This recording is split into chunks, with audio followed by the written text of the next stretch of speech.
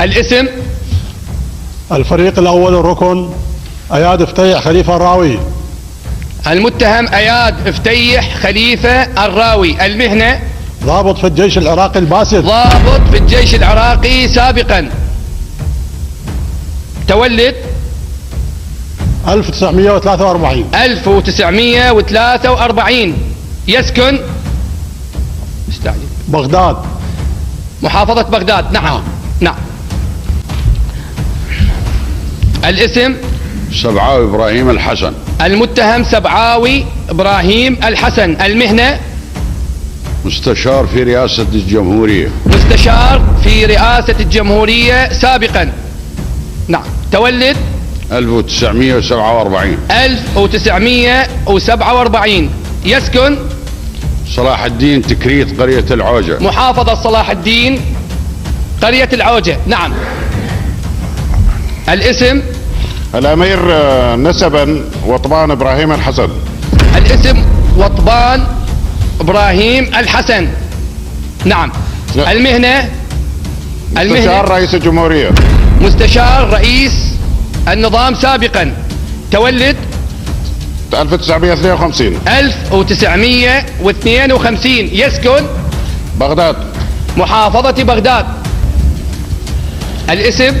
محسن خضر عباس الخفاجي. محسن خضر عباس الخفاجي. المهنة؟ عضو قيادة قطر العراق لحزب البعث العربي. عضو قيادة القطر المنحل.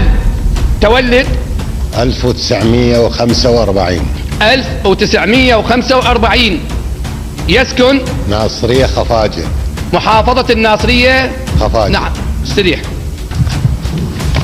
الاسم؟ محمد زمام عبد الرزاق. محمد زمام عبد الرزاق. المهنة؟ عضو قيادة قطر العراق لحزب البعث العربي الاشتراكي. عضو قيادة القطر المنحل. تولد؟ 1942. الاسم؟ عبد الغني عبد الغفور فليح المدلج العاني. عبد الغني عبد الغفور فليح المدلج العاني. المدلج العاني. المهنة؟ كاتب سياسي ومناضل بعثي. شغلك شنو؟ مهنتك شنو؟ كاتب سياسي ومناضل كاتب بعثي. سياسي. تولد؟ 1944. 1944. يسكن؟ بغداد. محافظة بغداد. نعم. الفريق الأول الركن إبراهيم عبد الستار محمد. المتهم إبراهيم عبد الستار محمد. اللقب؟ الدهان. المهنة؟ ضابط في الجيش العراقي. ضابط بطل في الجيش العراقي سابقا. تولد؟ 1950. 1950. يسكن؟ بغداد. محافظة بغداد. الاسم؟ سيف الدين محمود أحمد المشهداني. سيف الدين محمود أحمد المشهداني. المهنة؟ عضو قيادة قطرية لحزب البعث العربي الاشتراكي. عضو قيادة القطر المنحل. تولد؟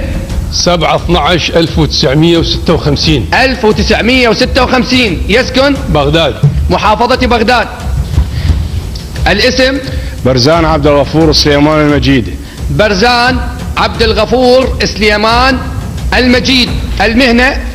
ضابط في الجيش العراقي البطل. ضابط في الجيش العراقي سابقا. تولد؟ 1960. 1960. يسكن؟ صلاح الدين تكريت. محافظة صلاح الدين. الاسم؟ الفريق عبد حميد محمود الخطاب. عبد حميد محمود الخطاب. المهنة؟ ضابط في الجيش العراقي البطل. ضابط في الجيش العراقي سابقا. تولد؟ 56. 1956. يسكن الجادرية. بغداد الجادرية. نعم. الاسم؟ مقدم جمال الدكتور مصطفى عبد الله سلطان. المقدم الدكتور جمال مصطفى عبد الله سلطان. المتهم جمال مصطفى عبد الله سلطان. المهنة؟ معاون سكرتير رئيس الجمهورية الله يرحمه. معاون سكرتير رئيس الجمهورية الله يرحمه.